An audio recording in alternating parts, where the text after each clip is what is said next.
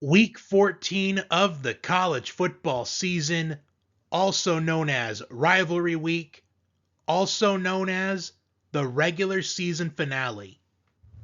I am Johnny Sports Network, here to provide you with my Week 14 college football predictions. But before we get into that, the main headlines from Week 13, with the biggest headline of the week surrounding Ole Miss head coach Lane Kiffin. It's been announced that Lane Kiffin will be making his decision on his future on Saturday, the day after the Egg Bowl on Friday. Oklahoma with a dominant performance defensively against Missouri. Notre Dame with a dominant performance, scoring 70 against Syracuse. Oregon with a dominant win at home against USC.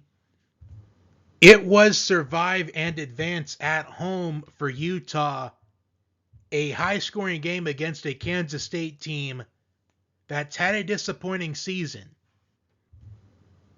And Utah did just enough to keep their college football playoff hopes intact. Wisconsin with another top 25 upset, as this time they upset Illinois, an Illinois team that had quite a bit of expectations going into the season. BYU with a victory on the road against Cincinnati behind a 222 rushing yard performance by running back LJ Martin. And Pittsburgh, the week after an abysmal performance against Notre Dame, go on the road and dominate against Georgia Tech. Perhaps it was justifiable for Pat Narduzzi to say he wasn't worried about Notre Dame. They could score 100 points against them and it wouldn't matter to him, as long as they win the next two. He's halfway there, got one win. Can he get the second at home against Miami?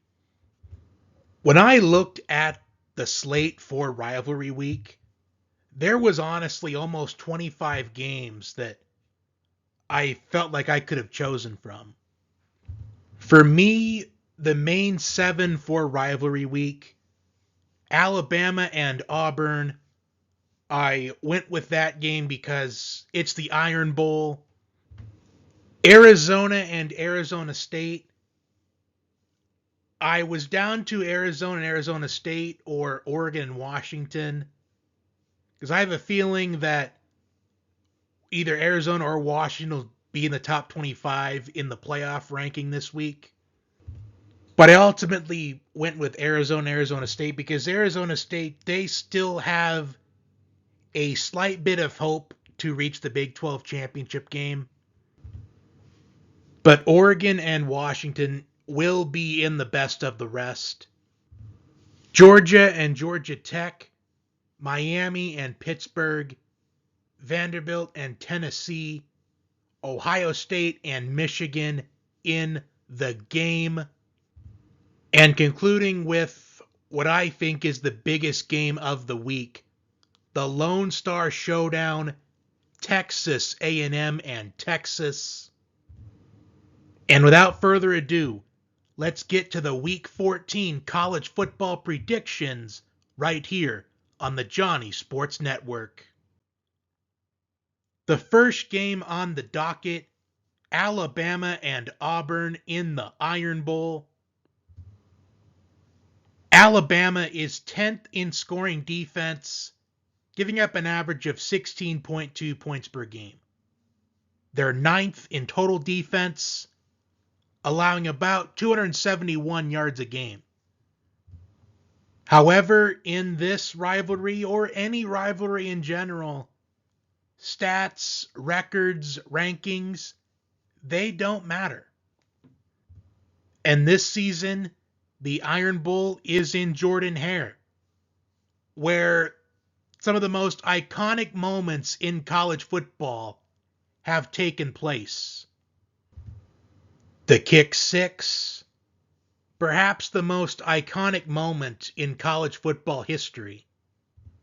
At the very least, the most iconic moment in college football since I've started watching college football. And the last time the Iron Bowl was played in Jordan-Hare. Jalen Milroe on 4th and goal with Alabama's season on the line, their college football playoff hopes on the line, a game-winning touchdown to Isaiah Bond. Auburn is currently 5-6 on the season. However, all 6 of their losses have been by less than 7 points. And they've only allowed more than 24 points in one game this season. Last week, we saw Auburn start Deuce Knight against Mercer, and he had a good performance. Even though it was just Mercer in what was essentially a scrimmage game leading up to this Iron Bowl, I do think Auburn's best chance to win this game is by starting Deuce Knight. As Auburn has stated that they are intending to preserve Ashton Daniels' red shirt. With the way Auburn has played this season, I really like their chances to pull off the upset. However, I'm not calling for it. I think this is the type of game that Alabama, they find themselves trailing. They know that their college football playoff hopes are on the line going into this game. Auburn is in the position of being a spoiler, and they're looking to become bowl eligible. The last 3 games of the Iron Bowl in Jordan-Hare decided by 3 points, 2 points, and 3 points. And with this being a night game, the crowd's going to be on their feet. They're going to be screaming and encouraging the Auburn defense. I do think, once again, this is a game decided by 3 points, and it's a game that Alabama survives and advances, and they only win by 3 points. I think Auburn will be in it from start to finish, but Alabama finds a way to win in the final minutes. Up next, we have Arizona and Arizona State on Friday night. Arizona this season, at least in my opinion, one of the biggest surprises of the entire season. I was not sure what to expect from Arizona this season, and currently 8-3 on the season. They, without a doubt, overachieved. They've already doubled their win total from last season, as they were only 4-8 last season. I've mentioned a couple of times that I do think that Noah Fifita is one of the most underrated quarterbacks in the entire country. 25 touchdown passes and only 5 interceptions on the season. While for Arizona State, it's been a disappointing season for them, but they still have a slight bit of hope into making the Big 12 championship game. They just need a lot to happen. Arizona State, they just have not been able to stay healthy. Sam Leavitt has been dealing with injuries all season. Wide receiver Jordan Tyson, he's missed significant time. Running back Raleek Brown, he's 11th in the FBS in rushing yards with 1,078 on the season. Also second in the Big 12 behind BYU's LJ Martin. Arizona is 21st in total defense. However, they're 74th in run defense, giving up almost 150 rushing yards a game. While Arizona State, 43rd in total defense. In this game, I'm going to go with Arizona State to pull off the upset. Am I surprised that Arizona is favored by 1.5? Not really. Because there's no doubt in my mind that Noah Fafita is the better quarterback in this matchup. And Jeff Sims, he's had a couple of positive moments in his college football career, but a lot of negative moments as well. And the moments that Jeff Sims has had in his career have been mostly negative. But we've seen Jeff Sims. We saw him rush for a school record against Iowa State earlier in the season. So we've seen his capabilities of running the football. And I think that Arizona State's running game with Jeff Sims and Raleek Brown are going to be the difference in this game. However, if Arizona is able to contain the running game and force Jeff Sims to have to throw the ball down the field, it could be a long night for Arizona State. But I don't see it happening. I think Arizona State's running game is the difference in this matchup, as Arizona State gets the win. Another game on Friday, Georgia and Georgia Tech, and this will be a neutral site game in Atlanta. Georgia currently favored by 12.5 points, and in last year's matchup, it was it 7 or 8 overtimes that game went into? Georgia Tech is 5th in the FBS in total offense, averaging about 486 yards a game. While Georgia, they are 5th in the FBS in time of possession. Georgia is 12th in scoring defense, allowing 17.4 yards a game, and they're 14th in total defense, allowing just under 295 yards a game. Georgia Tech is looking to respond after being upset by Pittsburgh at home last week. A game where Pittsburgh, they had a 28-0 lead. Georgia Tech did just about everything they could to try to rally in that game, but ultimately could not. This should be a top 25 matchup because I honestly can't necessarily see the committee taking Georgia Tech completely out of the top 25. Despite the performance they had last week, I do think they'll end up being maybe 24th or 25th. 12.5 points, it does feel like a lot to me.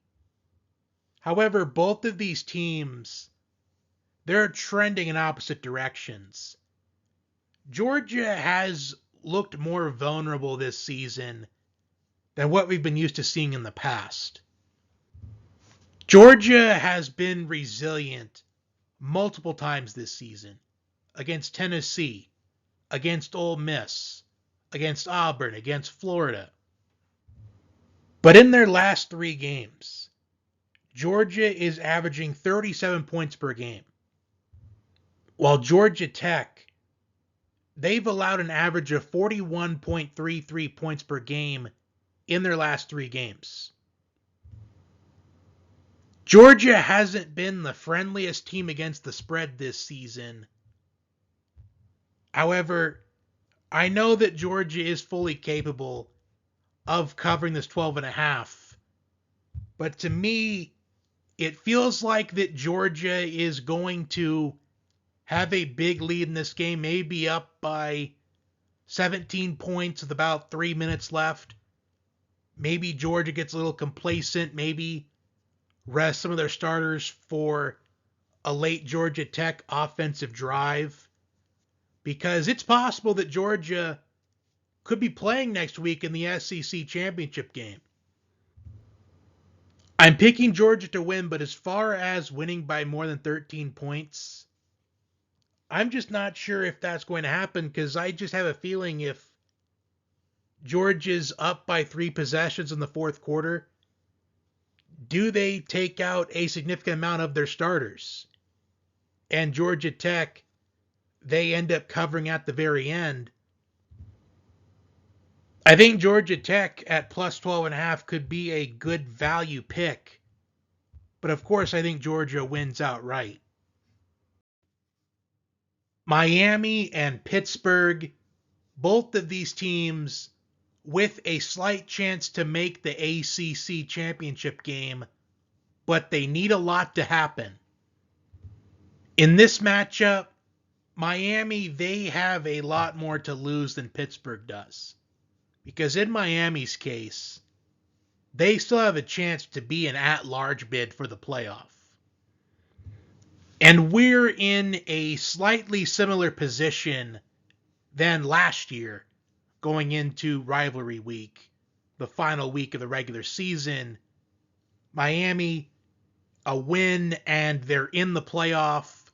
All they have to do is defeat Syracuse on the road. And ultimately, Syracuse pulls off the upset after struggling early in that game. And Miami was eliminated from playoff contention. And we've seen that happen with Miami on multiple occasions, not just under Mario Cristobal, but back in 2017, when Miami was ranked second in the playoff rankings, all they had to do was defeat Pittsburgh on the road, and they had a strong case to make the college football playoff, or at least get one step closer to reaching the playoff. But Pittsburgh pulled off the upset, and it was one of the biggest upsets of the season. Does history repeat itself, or will things go different for Miami this time around? This is my 8th time talking about Miami this season on this channel, and every time, it's always the question, which Carson Beck will show up? Will it be the good Carson Beck or the bad Carson Beck? The 2 games Miami has lost, Carson Beck's thrown 4 interceptions and 2 interceptions. However, in Miami's last 3 games, Carson Beck has completed 79% of his passes, 858 yards, 8 touchdown passes, no interceptions. Pittsburgh is 92nd in the FBS in pass defense. Pittsburgh is 12th in scoring offense, averaging 37.6 points per game. While Miami is 4th in time of possession, they're 12th in total defense, allowing about 282 yards a game, 7th in scoring defense, allowing 14.5 points a game. A couple weeks ago, I thought that Pittsburgh was going to be a big challenge for Notre Dame. And Notre Dame, they were not challenged at all in that game. We know that Mario Cristobal, he loses multiple games in November every single year, it feels like. As November is not a friendly month for Mario Cristobal, especially on the road. But I don't want to pick Pittsburgh and have them completely let me down again. I just like the momentum that they're on after upsetting Georgia Tech. So I'll do this. I'll take Pittsburgh to cover 6.5 because I could really see Carson Beck throwing a couple of interceptions in this game. And Miami's defense is able to hold off Pittsburgh. And it ends up being a 3 or 4 point victory. But if Pittsburgh were to pull off this upset, it would not surprise me in the slightest. Vanderbilt and Tennessee, both teams with dominant victories last week. Vanderbilt against Kentucky, Tennessee against Florida, winning their first game in Gainesville since 2003. This is another one of those games that we've seen throughout the season where the lower-ranked team is favored against the higher-ranked team. Both of these teams, they are in the top 10 in scoring offense, Tennessee 4th, averaging 42.3 points a game. Vanderbilt 9th, averaging 38.9 points per game. Both of these teams are in the top 20 in total offense. Tennessee 4th, averaging 491.1 yards a game. Vanderbilt 19th, averaging 458.2 yards per game. The defenses, they are not that friendly. Tennessee 85th in scoring defense. Vanderbilt is 42nd. Vanderbilt is 113th in the FBS in pass defense, while Tennessee is 75th in total defense. In the last 3 games, they've allowed an average of 317.3 yards per game. Tennessee's defense, at least statistically, it's gotten a little better over the weeks. Because Tennessee, they were 100th in total defense going into week 8. But now they're 75th in total defense. So there is some progress. However, can you trust Tennessee's defense to make enough stops to win this game? Because even though the games are not played on paper, it's played on the field, I'm anticipating a high-scoring game. I would not be surprised if it took 45 points to win this game. I will say, though, no matter what happens, Vanderbilt, they should be proud of the season that they've had. They showed that last season was not just a one-year fluke. They backed it up with an even better season. But a major theme for college football in November is chaos is inevitable, and you just have to figure out what kind of team you're going up against. In Vanderbilt's case, Tennessee playing spoiler, because Vanderbilt, they still have a small chance of getting an at-large bid. While Tennessee getting their first win in Gainesville in 22 years, 11 opportunities.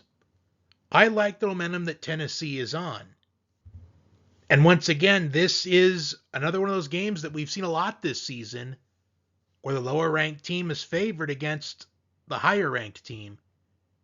And I think Tennessee wins in a high-scoring game and end up spoiling Vanderbilt's playoff hopes. Ohio State and Michigan in the game. The big storyline going into this game, Michigan has won 4 in a row against Ohio State. Can Ohio State defeat Michigan for the first time since 2019? Major injuries for Michigan. Running back Justice Haynes, he will not play in this game. He's missed the last handful of games. Jordan Marshall has also been dealing with injuries. He was a game-time decision last week against Maryland. He, however, ultimately did not play in that game. But the Wolverines were just fine last week, as they had 228 rushing yards and 4 touchdowns. But Michigan head coach Sharon Moore, he has stated he anticipates Jordan Marshall to start in this game. Tight end Max Brederson, he was shown in a walking boot last week. And he is someone that Michigan fully relies on as a blocker in the running game. Ohio State leads the FBS in total defense, only giving up 206.6 yards per game. They also lead the FBS in scoring defense, only allowing 7.6 points per game. Michigan is 17th in total defense, allowing 302.5 yards per game. Ohio State is 11th in scoring offense, averaging 37.9 points per game. We know that Michigan is going to run the football, and Ohio State, they're third in rushing defense. Michigan is ninth in rushing defense. Ohio State, despite being the reigning national champions, despite the fact they won the title last season, after defeating Tennessee, Oregon, Texas, and Notre Dame en route to the national championship, they were criticized a lot for losing to Michigan. Last year it was a low-scoring game, and there was extracurricular activity on the field post-game. Ohio State, they should win this game. Keyword should, but this is a rivalry game. And Michigan perhaps pulling off the upset, upsetting the number one team in the country, that could get them in the conversation for an at-large bid. In fact, I think it actually would. Because in the chance that would happen, they'd have the best win of the season, upsetting the number one team in the country. An Ohio State team that has been dominant on both sides of the ball all season, with the exception of week 1 against Texas. But other than that, Ohio State's been dominant against everyone they've played. But I think Ohio State, they finally defeat Michigan again, ending the 4-game losing streak to Michigan. I think this is a game where Michigan keeps it close in the first half, but then in the second half, Ohio State pulls away, and they cover the 9.5. Concluding with what is, in my opinion, the game of the week, the Lone Star Showdown, Texas A&M and Texas on Friday night. For Texas A&M, second season in a row, they're in the same situation. Win, and they're in the SEC championship game. While for Texas, they still have a small sliver of hope in making the college football playoff. And if they're able to pull off the upset, they have a strong case into making the field. These two teams, they have the 2 sack leaders in the SEC. Cassius Howell for Texas A&M, 11.5 sacks on the season, tied for second in the FBS. For Texas, Colin Simmons, 10 sacks, second in the SEC, 8th in the FBS. Texas A&M, second in team sacks this season, Texas third. Going into the season, a big reason why many people thought that Texas A&M would be a playoff team this season was they anticipated their defense to improve significantly. It didn't look like it the first couple of weeks of the season, but once conference play arrived, their defense got better. There's been a couple of negative moments for the A&M defense, but they're 16th in total defense, allowing about 302 yards a game. The strength of Texas A&M's team is the running game. It's unknown if Le'Veon Moss will play in this game or Reuben Owens, but Texas A&M, they have depth at the running back position. Texas is 8th in rushing defense, allowing only 92.7 rushing yards a game. Arch Manning has faced a lot of criticism throughout the season. He was even booed early on in the season, but in the last 5 games, 1,446 passing yards, 11 touchdowns, only 2 interceptions. In the last 4 games, Texas is averaging 35.25 points per game. A big matchup within the matchup KC Concepcion, Mario Craver against this Texas secondary. We've even seen Ashton Bethel Roman step up in these last couple of games. I probably should have even said the last handful of games. In the Arkansas game, Ashton Bethel Roman, he made a big-time catch to extend a drive for A&M that was ultimately the difference in the game. The redemption tour for Texas A&M has gone successful so far. They upset Notre Dame in South Bend. They defeated Auburn. They defeated South Carolina.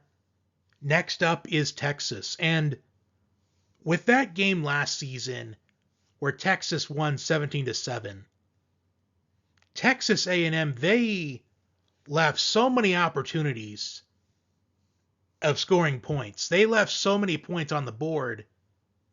I counted maybe 9 points off the board, maybe even more than that, including the first drive of the game where they go for it on fourth down instead of taking 3 points to get the lead early, to get the crowd involved in the game. It was a winnable game for Texas A&M this year. And they had essentially a scrimmage against Samford last week, but they took out the starters after they led 28-0. But college football in November, chaos is inevitable. I'm going with the upset.